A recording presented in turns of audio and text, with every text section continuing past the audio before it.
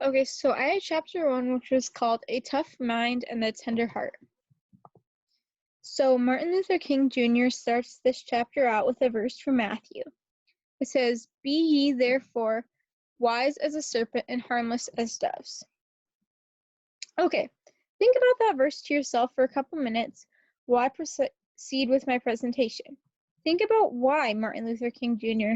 might have put that in his book and what it might have to do with the chapter. I will re-go over it at the end once I'm done going over the chapter. This chapter talked a lot about having a tough mind and a tender heart. On pages 1 and 2, Martin Luther King Jr.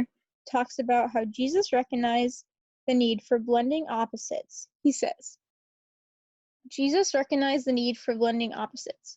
He knew that his disciples would face a difficult and hostile world, where they would confront the recalcitrance of political officials and the intransigence of the protectors of the old order. He knew that they would meet cold and arrogant men whose hearts had been hardened by the long winter of traditionalism.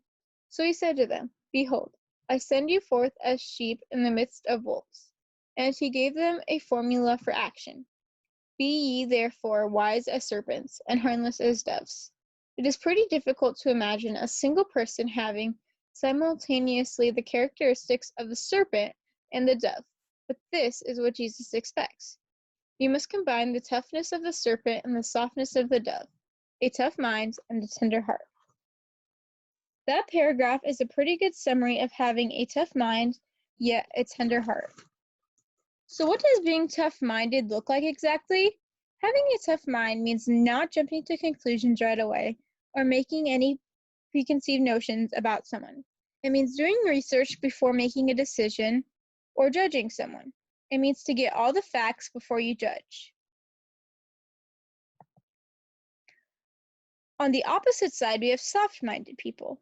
Based off of what I just told you about being tough-minded, you can probably guess what it means to be soft-minded. A soft-minded person has the opposite tendencies as someone who is tough-minded. A soft-minded person is quick to judge and jump to conclusions.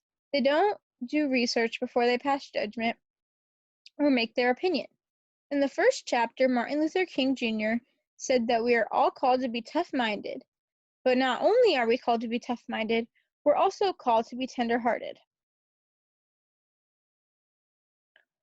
On pages 5 and 6, he says, "But we must not stop with the cultivation of a tough mind.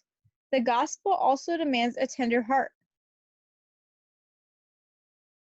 Tender-mindedness without tender-heartedness is cold and detached, leaving one's life in a perpetual winter, devoid of the warmth of spring and the gentle heat of summer." What is more tragic than to see a person who has risen to the disciplined heights of tough-mindedness, but has at the same time sunk to the painless depths of hard-heartedness? When Luther went on to describe hard-heartedness, he described it as a person who never truly loves. They are someone who only wants to do something if it is of benefit to them. They are self-centered and they lack the capacity for genuine compassion. Tender-heartedness, on the other hand, is working passionately and unrelentingly. In conclusion, we are called to be tough-minded and tender-hearted. I want to end with the verse I started with. "Be ye therefore wise as serpents and harmless as doves." After hearing me talk about the tough-minded and tender-hearted, why do you think Martin Luther King Jr. decided to start the chapter with that verse?